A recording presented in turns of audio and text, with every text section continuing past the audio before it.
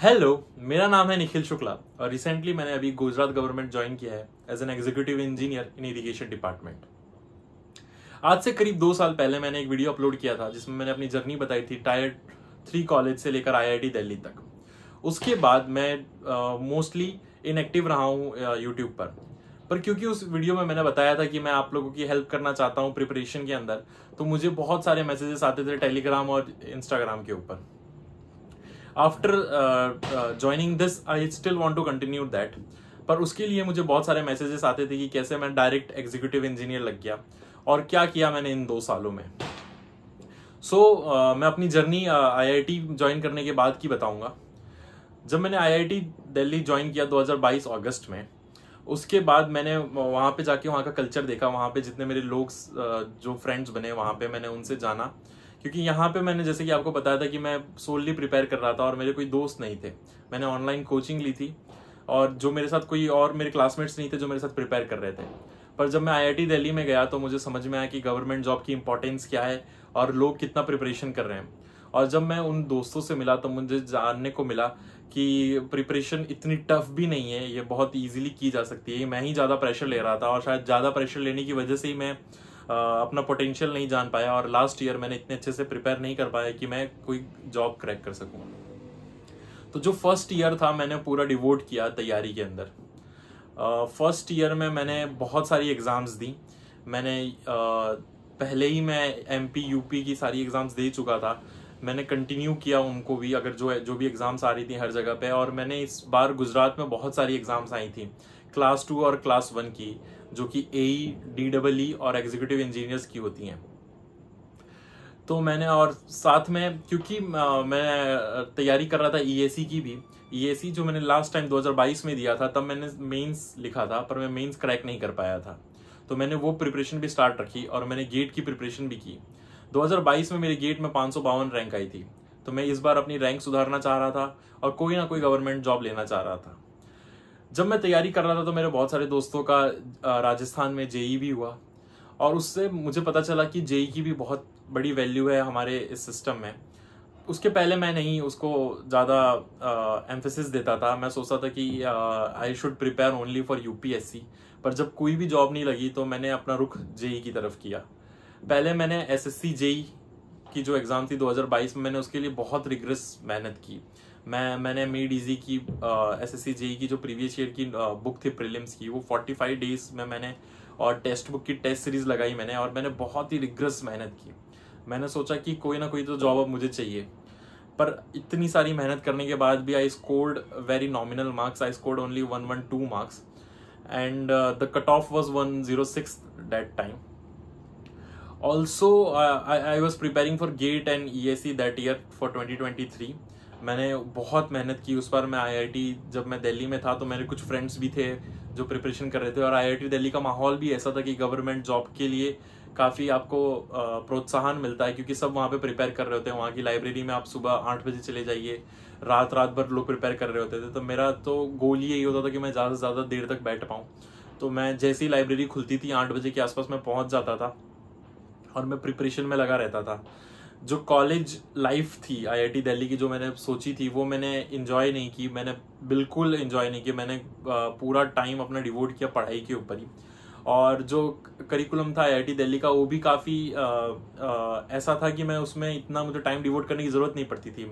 मैंने construction management का course किया था तो उसमें इतना हमें टाइम डिवोट करने की ज़रूरत नहीं पड़ती थी और इस वजह से मैं बाकी सारी एग्ज़ाम्स भी दे भी सकता था जाके। जैसे सैटरडे संडे मुझे हर कोई ना कोई नई सिटी पे जाना पड़ता था तो वो भी दे सकता था और साथ में मैं पूरे वीक प्रिपरेशन भी करता रहता था। तो जब एसएससी जेई का प्रीलिम्स हुआ तो मैं काफ़ी निराश हो गया कि हम प्रिपेयर करते हैं यूपीएससी गेट लेवल की एग्ज़ाम्स के और एसएससी जेई का प्रीलिम्स भी है, उसमें भी आप बस कट ऑफ के आसपास ही कर पा रहे हैं। तो उस निराशा के बाद मैंने बहुत प्रिपरेशन की। मैंने काफ़ी मेहनत की और ऐसा नहीं कि उसमें मेरे उतार चढ़ाव नहीं आए। वो पूरी प्रिपरेशन में बहुत ही ज़्यादा मेंटल प्रेशर था, क्योंकि हम खुद को ही प्रूफ करना चाहते हैं। हम किसी बाहर वाले को प्रूफ नहीं करना चाहते, हम खुद को ही दिखाना चाहते हैं कि हम कर सकते हैं। तो मैंने उस साल ईएसी और गेट की बहुत रिगरस प्रिपरेशन की। उसके प्रिपरेशन के 15-20 दिन पहले मैं काफ़ी बीमार हो गया था तो मैं घर पर आ गया और यहाँ पर भी कुछ एग्ज़ाम्स थी जनवरी में। बाय द वे, जैसे कि मैंने बताया कि मैं अहमदाबाद गुजरात में रहता हूँ, तो मैं गुजरात पीएससी की भी एग्ज़ाम्स देता था। तो मैंने यहाँ पे आके कुछ प्रीलिम्स की एग्ज़ाम्स दी क्लास 2 की, और उसके बाद मैं वापस गया दिल्ली, जहाँ पे मैंने गेट और ईएससी का फॉर्म भरा था। गेट मेरा एवरेज गया। लास्ट ईयर मैंने गेट में 71 मार्क्स स्कोर किए थे, और तब मेरे 552 रैंक आ रहे थे। इस बार मेरा गेट बिलो दैट टाइम जो मैंने गेट दिया था उससे भी कम मार्क्स आ रहे थे मेरे। जब मैंने चेक किया था तो 50 मार्क्स ही दिखा रहे थे 2023 में, जैसे मेड इजी और IAS मास्टर की जो की होती है उनसे। पर क्योंकि 2023 का पेपर भी बहुत टफ था, तो उस वजह से, और जो कीज़ में भी जो डिफरेंस होता है, उस वजह से मेरे इन द एंड 65 मार्क्स आए, और उससे मेरी 205 रैंक आई। उस रैंक के बाद मैं श्योर हो गया था कि मेरी कहीं ना कहीं किसी ना किसी PSU में जॉब तो लगी जाएगी। तो जो एक मेंटल प्रेशर मेरे ऊपर बिल्ड हो चुका था वो काफ़ी तरह से रिलीज हो गया। इन मीनवाइल मैंने ESE का 2023 का भी प्रीलिम्स दिया था। This time I scored better in ESE prelims. Still it was not a great marks, जैसे कि मेरे 246 के आसपास प्रीलिम्स में मार्क्स हो रहे थे। वो मार्क्स ऐसे नहीं है कि आप एकदम श्योर शॉट हो जाएंगे मेरा सिलेक्शन तो हो ही जाएगा, क्योंकि प्रीलिम्स भी काफ़ी एक major chunk of total marks distribution का है। तो मैं 270 के आसपास मिनिमम सोच के बैठा था, क्योंकि कुछ जो टॉपर्स थे उनके 300 के आसपास भी आते थे। तो मैंने ये सोचा कि मेंस में कवर तो कर लेंगे, पर मेंस में 55 मार्क कवर करना बहुत ही बड़ी बात होती है। तो वो मेरे अंदर एक डाउट रहता ही था कि मैं मेंस में उतना अच्छा प्रिपेयर कर पाऊंगा कि नहीं कर पाऊंगा, मेरा ESE में वो सिलेक्शन हो पाएगा कि नहीं हो पाएगा। और साथ ही में जो GPSC मैंने जो जॉब अभी ज्वाइन की उसकी भी प्रीलिम्स थी फरवरी में। तो क्योंकि जो मैंने प्रिपरेशन की थी ESE के लिए, गेट के लिए, वो प्रिपरेशन काफ़ी मुझे हैंडी रही, और मैंने purely on the basis of this technical I qualified that exam. यहाँ का जो GS पोर्शन है गुजरात PSC का, वो काफ़ी अलग आता है एज कम्पेयर टू ESE। तो मुझे यहाँ पे कुछ पॉलिटी वगैरह, जो हिस्ट्री वगैरह भी थे, वो भी प्रिपेयर करने थे, पर वो मैंने प्रिपेयर नहीं किए थे। मैं सिर्फ मैथ्स और एप्टीट्यूड के बेसिस पे GS लिख कर आया हूँ, और जो भी मेरी जनरल नॉलेज की जितनी थी, और उसके बाद जो टेक्निकल सब्जेक्ट्स था मैंने उससे क्वालिफाई किया prelims. After that still I was preparing for mains. मैंने इस बार पिछली बार से काफ़ी ज़्यादा मेहनत की थी मेंस में, पर क्योंकि अब एक हमारे अंदर एक खुशी भी होती है कि हमारा ठीक ठीक मार्क्स आ गए गेट में, पर एक ये भी टेंशन थी मुझे कि मैं ESE प्रीलिम्स में मेरे मार्क्स बहुत कम है। तो उस वजह से मैं एक डाउट में रहता था, और मैं अच्छे से प्रिपरेशन नहीं कर पा रहा था।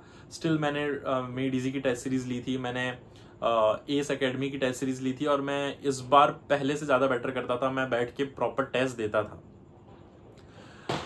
इस बार मैंने मेंस की फिर एग्ज़ाम दी, और इंजीनियरिंग सर्विसेज मेंस की, और मैं क्वालिफाई कर गया था। क्वालिफाई करने के बाद में ये जो मैंने गेट से एग्ज़ाम्स दी थी, उसके जो फॉर्म्स भरे थे उसके भी इंटरव्यू स्टार्ट हो गए, जैसे IOCL राइट्स वगैरह के। और साथ में मैंने CPCB की भी एग्ज़ाम दी थी, सेंट्रल पॉल्यूशन कंट्रोल बोर्ड की। उसका भी रिजल्ट आ चुका था। उसमें I have scored the highest marks in whole of India. I got 61 marks out of 70। So I was very sure that I will be selected, but the marks were normalised and I was on 15th rank. सो उस वजह से, normalisation की वजह से, क्योंकि उसमें सिर्फ सिविल के नहीं है, एनवायरमेंट, केमिकल वगैरह सब लोगों के मिला के जो मार्क्स को नॉर्मलाइज किया गया था, तो उस वजह से एक थोड़ा डाउट रहता था। फिर एक साथ ही मैंने IOCL, हर वीक में एक इंटरव्यू थे, IOCL का, फिर ESE का, फिर CPCB का, फिर राइट्स का, इस तरह से था। और मीनवाइल जब मैंने उसी साल, ये बात अप्रैल की है, जब मैंने DDA JEE की एग्ज़ाम दी थी। जैसा कि मैंने आपको बताया था कि मैंने SSC JEE में बहुत मेहनत की थी, तो SSC JEE की जो मैंने शॉर्ट नोट्स प्रिपेयर किए थे, क्योंकि कुछ चीज़ें जो होती है जो बहुत रटने की होती हैं, वो सब मैंने एक नोटबुक में लिख लिए थे। एक्चुअली मैंने 2 नोटबुक हो गई थी, इतना मैंने उसमें लिखा था। तो वो मैंने बहुत अच्छे से रिवाइज किया, और क्योंकि मैंने रिसेंटली ESE और गेट दिया था, तो मुझे DDA काफ़ी ईजी लगा, और उसमें भी जो GS पोर्शन था वो भी लकीली मेरे क्वेश्चन कुछ राइट हो गए। तो उस वजह से DDA JEE का भी रिजल्ट आ चुका था, जिसमें मेरा ऑल इंडिया रैंक 13th आया था, और मैं DDA JEE में सिलेक्ट हो गया। और जैसे कि मैंने इंटरव्यू दिया था तो मेरा IOCL का कुछ पॉइंट में नंबर की वजह से मैं सिलेक्ट नहीं हो पाया, और EAC में भी मेरा सिलेक्शन नहीं हो पाया। पर क्योंकि जो मैंने CPCB का इंटरव्यू दिया था तो CPCB में मेरा सिलेक्शन हो गया, मेरा उसमें ऑल इंडिया रैंक 9th आया था। और साथ में जो राइट्स के मैंने इंटरव्यू दिए थे, राइट्स में भी मेरा सिलेक्शन हो गया।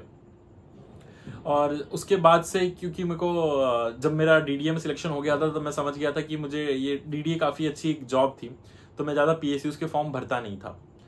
फिर क्योंकि मैं अपने 3rd सेमेस्टर कॉलेज में था तो मैंने अपना 3rd सेमेस्टर का कॉलेज पूरा किया, और उसके बाद में मैंने अपना कोर्स को कन्वर्ट करा दिया था, क्योंकि उसमें लास्ट में सिर्फ मुझे प्रोजेक्ट करना था, तो इसलिए मैं उसको पार्ट टाइम में कंप्लीट कर सकता था।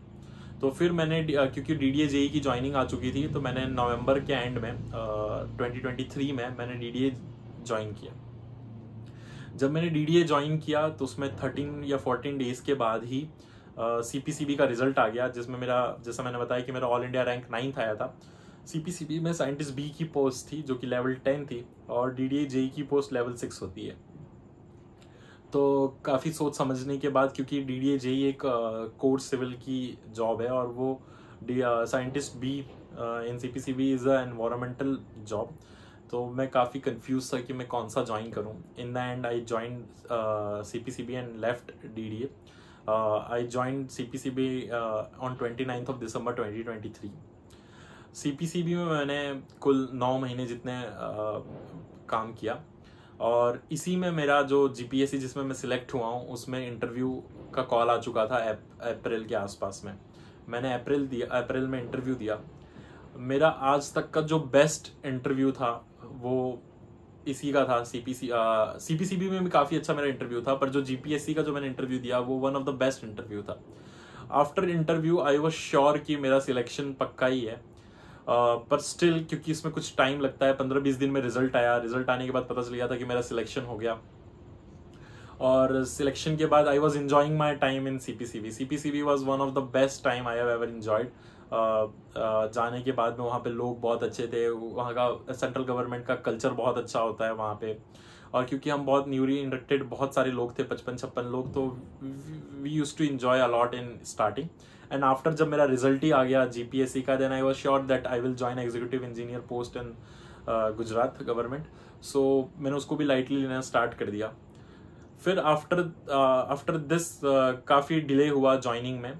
सितंबर में मेरी ज्वाइनिंग हुई यहाँ पे गुजरात गवर्नमेंट में एज एन एग्जीक्यूटिव इंजीनियर, और मैंने फिर CPCB की जॉब छोड़ दी।